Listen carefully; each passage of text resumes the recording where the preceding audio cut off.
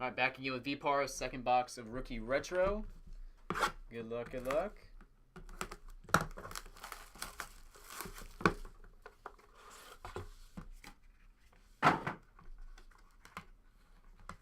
She got a couple hits in there.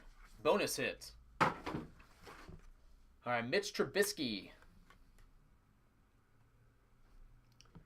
Followed by Tony Perez, 1965 Topps NL Rookie Stars.